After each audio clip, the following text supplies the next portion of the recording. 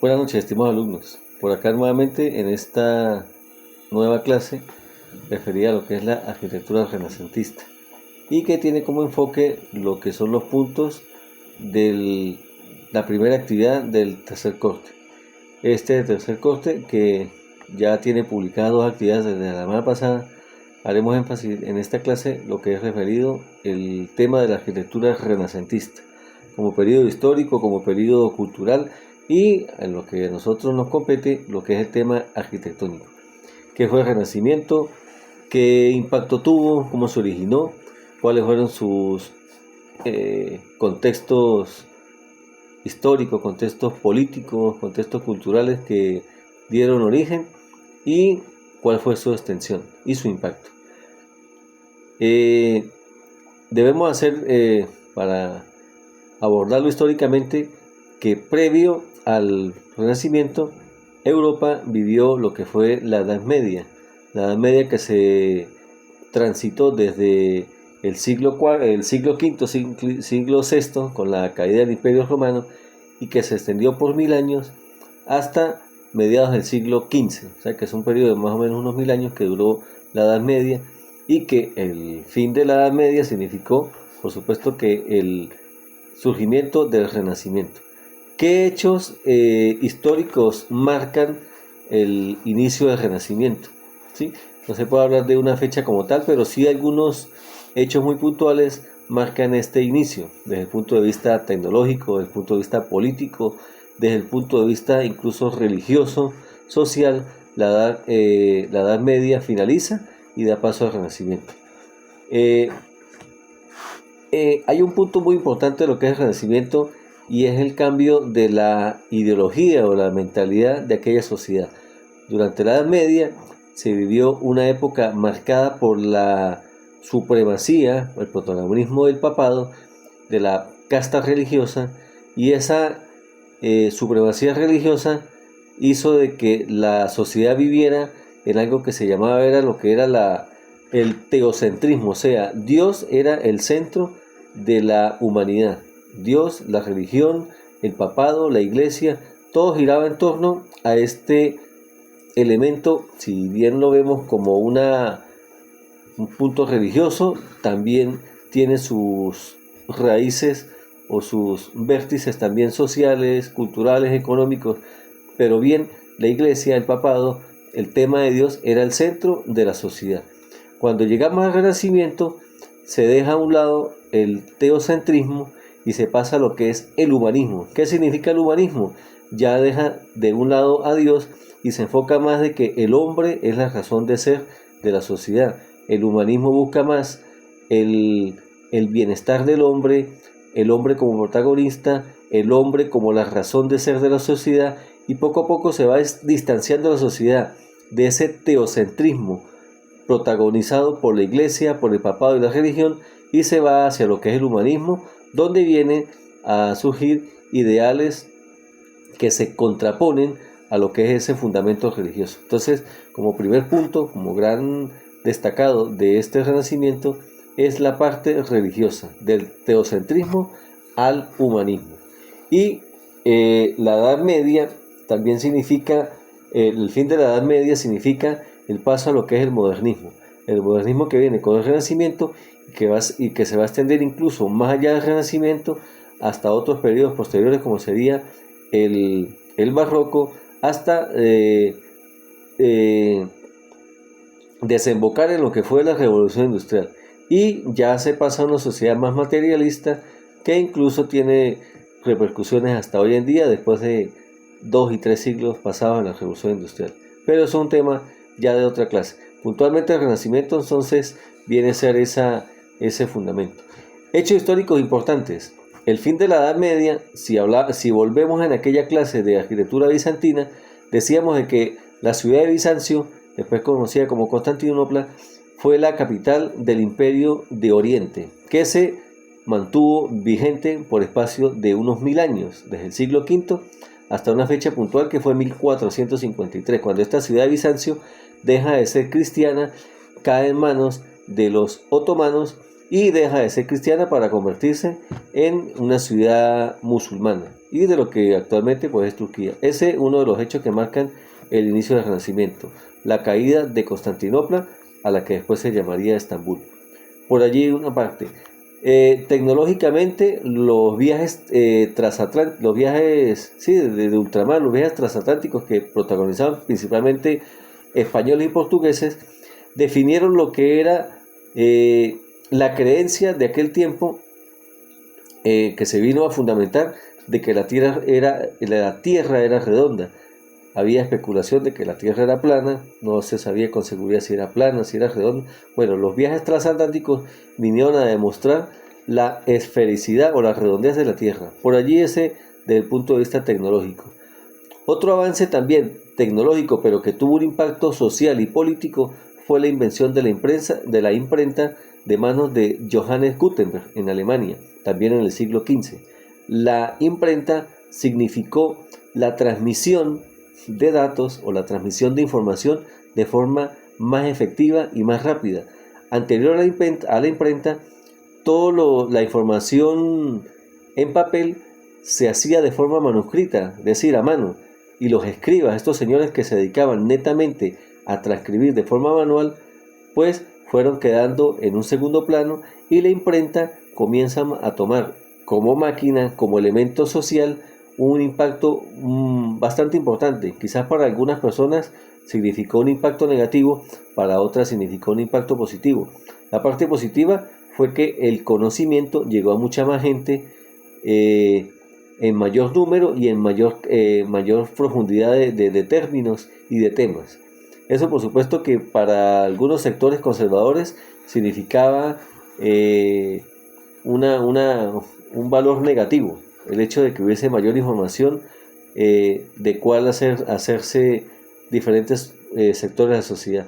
Y por supuesto, el hecho de haber imprentas, de haber material escrito, pues significaba de que había más gente necesitada de aprender a leer y escribir, y eso, aunado a eso, pues por supuesto que vino el aumento de la apertura de escuelas, de universidades en Europa, que trajeron nuevos pensamientos, nuevas propuestas, nuevos ideales y personas pensantes que, como les digo, pasamos del teocentrismo, de solamente pensar en Dios, a pasar al humanismo, y es donde el hombre piensa a razonar y a idear, a tener ideas que los distancian un poco, o un poco no, en algunos casos bastante distanciado de lo que era la idea teocentrista. Entonces, la imprenta simplemente como máquina, no, sino la imprenta como elemento modificador, como elemento cambiante, como elemento que moldeó el pensamiento de muchas personas dentro de aquella sociedad postmedieval y en el nuevo periodo que es el renacentismo. Bueno, ese teocentrismo en decadencia significó también un poco lo que es en la parte religiosa el decaimiento del papado. Durante la Edad Media, que abarcaba lo que era el periodo barroco, el periodo románico y el periodo gótico, eran dos periodos artísticos donde el papado había tomado un gran protagonismo. En el Renacimiento vemos como un señor llamado alemán, Lutero proclama algunas teorías en contra de lo que es la Iglesia Católica, y Lutero va a protagonizar lo que es la Reforma Protestante. Y allí viene una pugna religiosa entre el catolicismo y el naciente protestantismo, que después tendrá muchas más divisiones, pero que tiene como cuna lo que es hoy Alemania. Entonces, a través de Lutero, de lo que es el protestantismo, pues la Iglesia Católica va a tener que tomar medidas, y con ello viene lo que es la contrarreforma. Entonces también el Renacimiento significó desde el punto de vista religioso la caída o el debilitamiento del papado y el surgimiento de otra religión o otras corrientes religiosas, también llamadas cristianas, pero que se distancian del catolicismo en muchos de sus principios básicos, cuestiones de fe, pero que para algunos países significó una nueva identidad. Entonces la Europa renacentista va a tener una división religiosa, más que todo, e inclusive hasta geográfica. Los países del sur de Europa, los países mediterráneos, van a permanecer fieles al papado, al catolicismo, y eso lo vemos muy bien arraigado en la cultura española, portuguesa, francesa.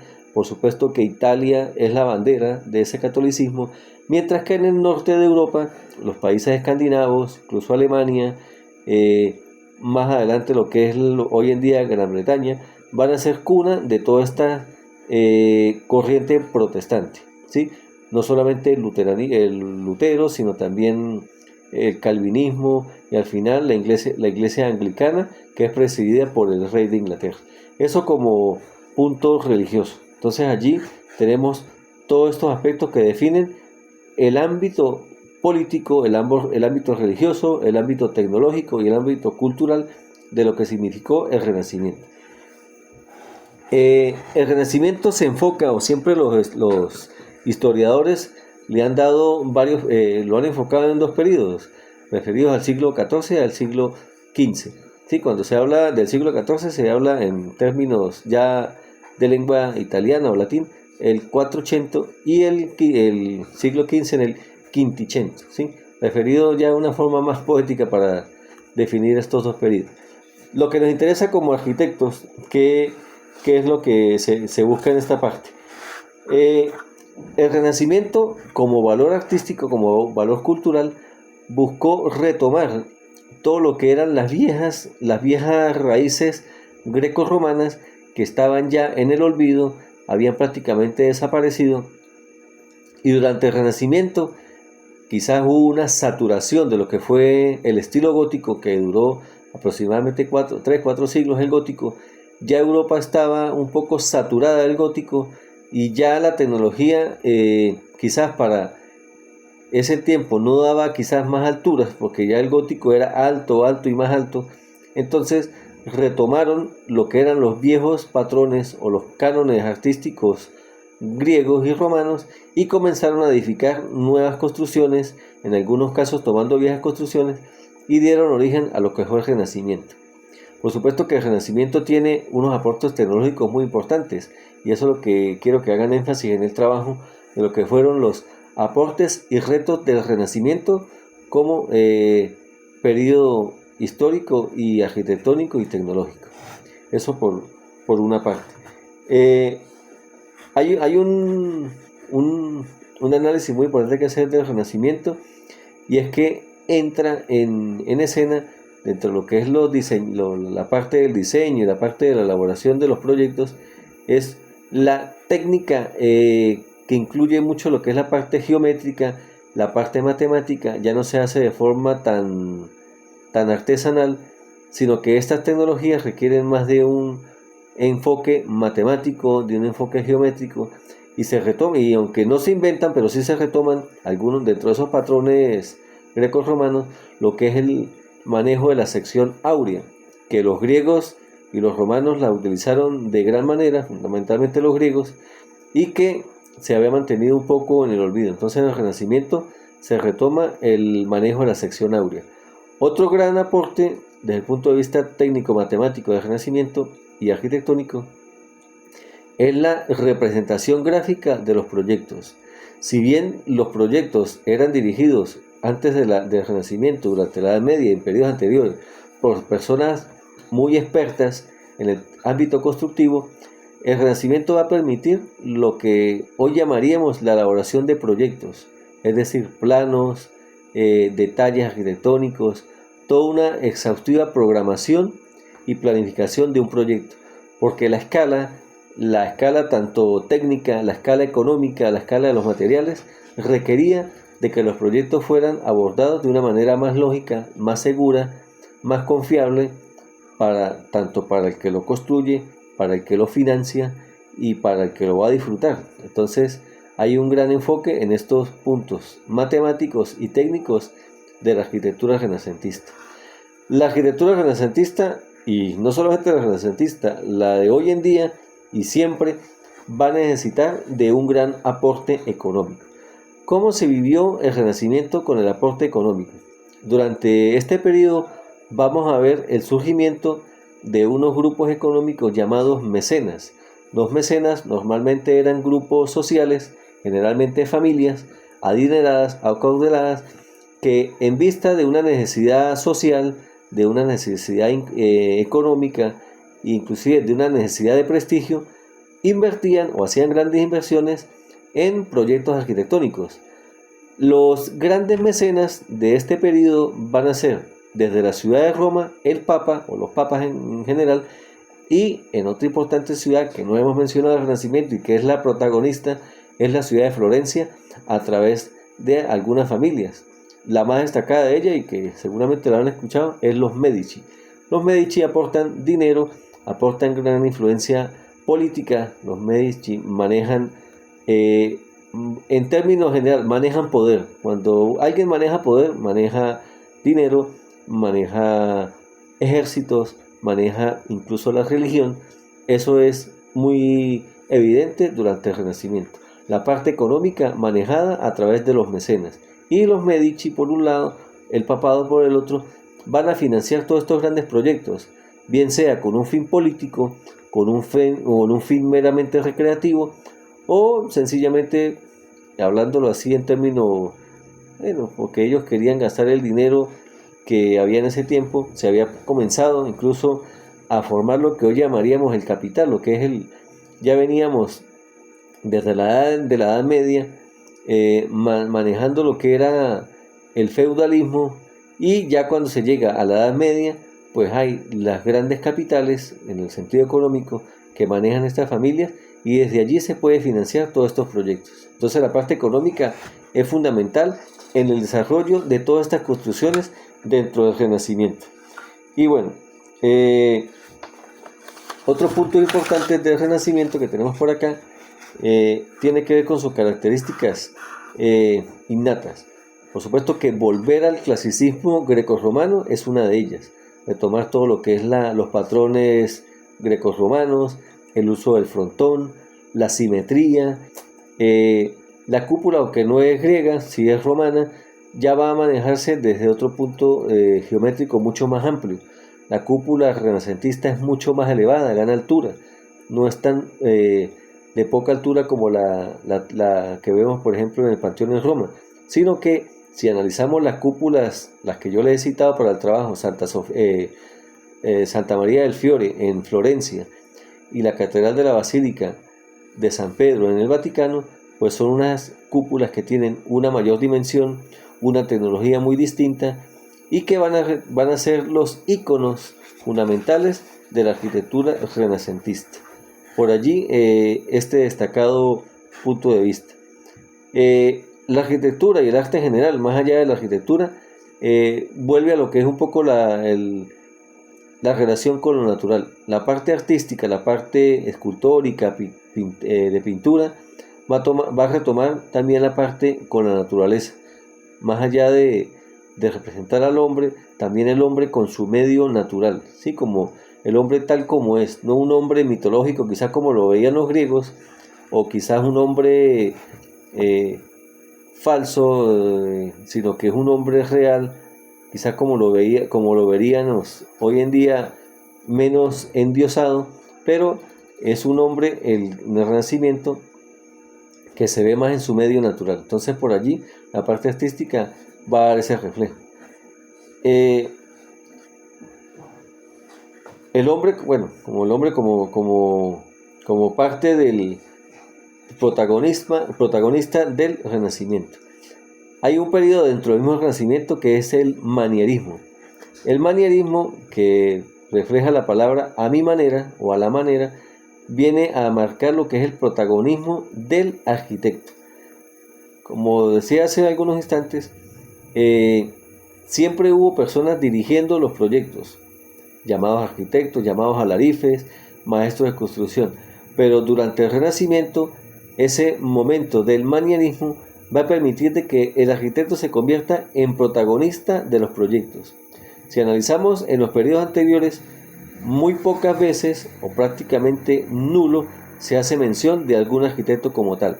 A partir del Renacimiento hasta nuestros días comienza a surgir la figura del arquitecto como el director, como el mentor, como el que construye, y estos arquitectos, por supuesto, van a tener protagonismo dentro de sus obras, y cada obra tendrá, por supuesto, la marcada o una marcada, entre comillas, firma, en el término del ideal, de la firma de cada uno de sus autores. Si bien el Renacimiento tiene algunos patrones determinantes, cada arquitecto en su obra va a plasmar su peculiaridad, su particularidad, y que identificará cada una de las obras como originadas por cada uno de estos autores. El estilo gótico, por supuesto, que ya comienza a decaer.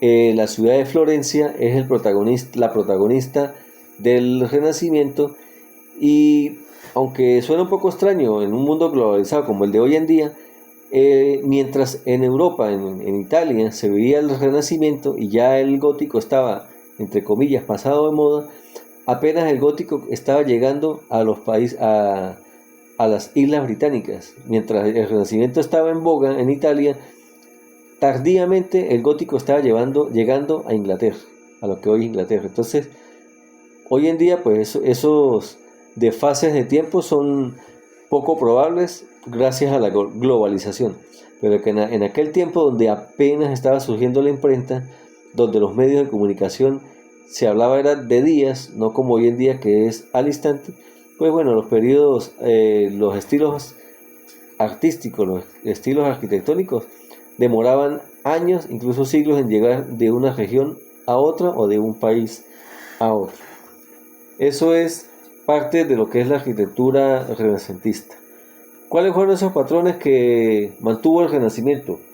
El manejo del arco de medio punto, el uso de las columnas también representadas como lo hacían los romanos, los griegos, las columnas dóricas, jónicas, corintias, en algunos casos con modificaciones o con añadidos muy de estos arquitectos que a su manera hacían protagonismo dentro de lo que era la parte de la arquitectura renacentista.